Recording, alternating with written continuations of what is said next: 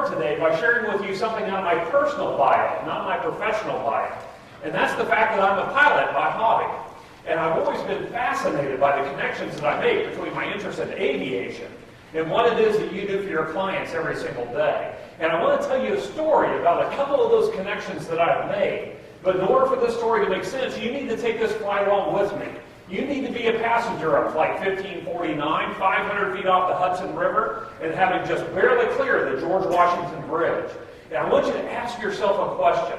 How valuable would it be to you and I as passengers on this flight to be able to freeze time just long enough for the flight attendants to get back up and run through that emergency water landing procedure just one more time, right? Maybe we weren't paying attention back on the ground in LaGuardia. But that's the first connection that I made to this story, that the value of advice is not only based on the content we deliver, but also the timing in which we deliver it. Now, a few seconds go by and splash, we're in the Hudson River. Now, there's not one of us on this flight that doesn't understand it's time to stand up, find the nearest exit, and get off that airplane, right? And that's the second connection that I made, that having clarity of purpose drives action. So putting those two connections in terms of what it is you do for your clients every single day, it's my belief that if we provide clients with timely and meaningful advice in sufficient quantity, that they're able to gain clarity, it's more likely that they'll take action. Look at the 2011 budget, because the obvious answer and what we hear from Washington is we just need to cut spending and cut it quickly. Well, the 2011 federal budget was $3.8 trillion. Again, the good news is we're coming in at $3.6 trillion. But 58% of the 2011 budget is being spent on mandatory entitlements. And that's just the garden variety mandatory entitlements of Social Security, Medicare, and Medicaid. So we've talked about the changing demographics within the United States. What do you think is going to happen to that portion of the budget over the next 10, 15 years? It's just going to continue to expand, right? Now, 6% of our budget is currently being spent on debt service. And if you ask the White House, they tell us to expect that that portion of the budget will quadruple in the next 10 years. 23% of the budget is being spent on defense. So that's 87% of our budget that either historically won't change or cannot be changed without changing the laws. Just for fun, I thought it would be interesting to look at this mandatory spending portion of our budget, and I included not only the entitlement spending, but also debt service, because obviously we need to pay that. So I want to look at that in dollar terms, and if you look at the budget, $3.6 trillion times 64% of the budget, the United States federal government in 2011 spent $2.3 trillion on Medicare, Medicaid, Social Security, and debt service. Now, I thought the more interesting question to ask, well, how much revenue does the federal government bring in from all federal tax receipts? And again, the budget tells us $3.6 trillion minus a $1.3 trillion deficit. The U.S. federal government's only bringing in $2.3 trillion. So that means we have financed 2 wars, every government agency, every social program, and stimulus, all by borrowing money. So you understand that this is not a sustainable environment that we find ourselves in. We hear that on the news all the time. And believe it or not, both parties understand this basic arithmetic. They understand the situation we're in, but they have very different views as to how to move forward. And I call those different views impediments for moving forward, because they come from all 3 parties: the President, the Republicans, and the Democrats. The President has said very plainly from his 2008 election campaign all the way through his road shows that he's on right now that he will not raise taxes on any families earning less than $250,000.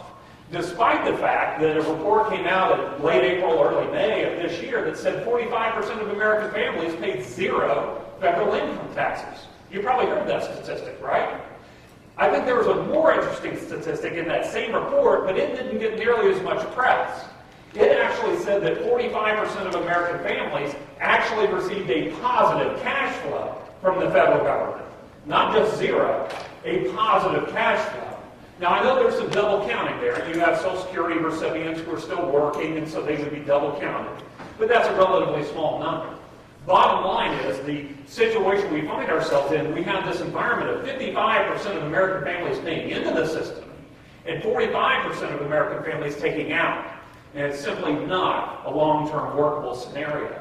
But the Republicans aren't any better. They're saying we're not going to raise taxes on anyone.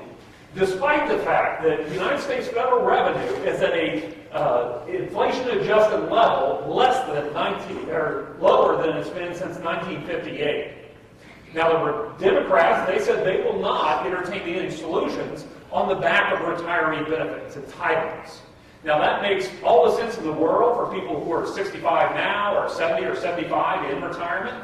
It makes no sense at all for individuals who are 20 and 25 and 30 years old who have time to adjust their planning with the help of individuals such as yourself. So if you think about it, that's really the battlefield that every issue our country is facing has to be fought on. And I'm going to come back to that battlefield discussion and move to is jobs. Surely we can all agree we need more jobs, and we certainly do. But I really see this boiling down to a short-term versus a long-term dilemma. And what I mean by that is deficit reduction, as the Republicans have put forward, is by definition anti-jobs in the short and intermediate term.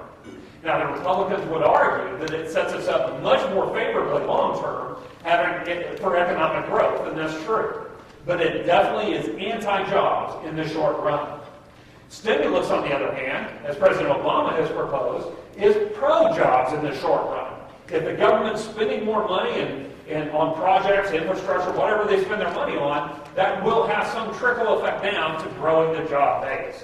But then you have to grapple with an even larger debt situation down the road. And what is your plan for that? So it shouldn't surprise us at all that President Obama came out with a short-term solution. He came out with a $450 billion jobs plan that I'm sure you're fully aware of. The reason why is he has a short-term need. What's his short-term need? To get reelected, right? He wants all of us to feel better about the economy and our personal situation this time next year. And so it shouldn't surprise us that he came out with this stimulative, short-term jobs plan. Now, we know the jobs bill died in a procedural vote in the Senate. So what you're seeing now is the Senate Democrats pulling this jobs bill apart and seeing if they can find anywhere for compromise within the jobs bill. I think they also have another motive. Because the first thing they pulled out was state aid. State aid was specifically designed to give the states more money so they could either maintain employment levels or hire new teachers, police, and firemen. Of course, it died because the Republicans will not approve any additional spending, and that's given President Obama something to add to his stump speech, that the Republicans won't even support teachers and firemen and policemen. The second thing that they pulled out was infrastructure. Now, we all know that we have an infrastructure issue in the United States. The bottom line is spending on infrastructure today will not get approved by Republicans. We know that. Again, adding to the president's stump speech and so forth. Now, one area that I do think there is potential compromise is around the Social Security tax reduction. As you know, in 2011, the employees are paying less in payroll taxes. Now, what President Obama is suggesting here is that in 2012 only, both employees and employers will pay 50% of their tax liability. 6.2%, they'll only pay 3.1%. Now, what's interesting about that, you probably read this week that Social Security in 2012, if this tax cut goes into play, will actually not be able to fund itself. So they'll have to go into the general account, i.e. more debt for the United States, to supplement the spending within Social Security. And sadly, I think you would all agree, you understand how Social Security works. In the time when Social Security is feeling the stress of the baby boomers coming into retirement, we're actually shorting the amount of money that we're putting into the trust fund, which I think we would all agree makes no sense at all. But I think Republicans would have a very hard time not signing this bill. They would have a very hard time signing it because they said, we want to reduce taxes. Here's a chance to do it. And then with a simple signature vote, they could pass a lower tax rate for 2012. So again, I think that's one area of potential compromise. I do put that slightly less than 50-50 at this point, but nonetheless, it's certainly possible that President Obama has shifted over the last month and a half from presiding President Obama to campaign President Obama. And what I mean by that, President Obama historically has been what I would call a parachute president. And what I mean is that he was more than content to allow the Republicans and Democrats to come together and fight over these issues. And at the last minute, parachute in, broker a deal that quite honestly neither party was happy with, But bottom line, get something done. That's a fabulous way to be a president of the United States. And the reason why is that speaks directly to the independent voter.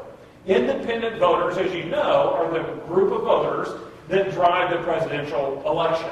So independent voters truly respond to an individual who can broker a deal across these fighting factions.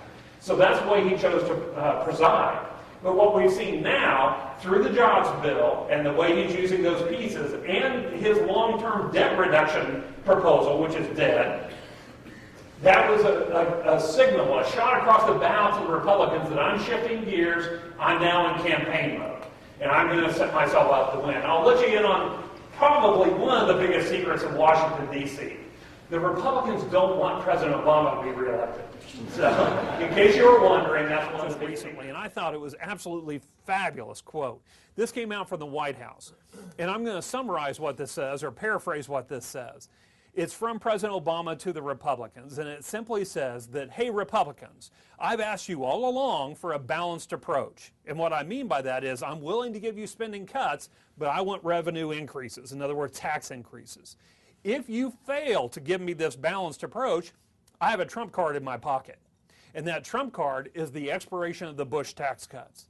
And I am fully prepared to allow the Bush tax cuts to expire on those families earning more than $250,000, but veto the portion of the bill that would apply to any families earning less than $250,000. So the reason this quote is fascinating, one, is it gave us perfectly clear, crystal quality view into what President Obama's belief is, what needs to happen around the taxation system in the United States. He believes the wealthiest portion of our population needs to be actively paying a higher contribution into the revenue stream. But what made this really fascinating was that it's factually wrong. The president can't do this. He can't veto half a law. Our president does not have line item veto power. So he'll be in a situation during that lame duck session next November and December and early January that he will be forced to make a decision of letting the Bush tax cuts expire on everyone or no one. That is his only choice unless Congress puts forth a more thoughtful approach to tax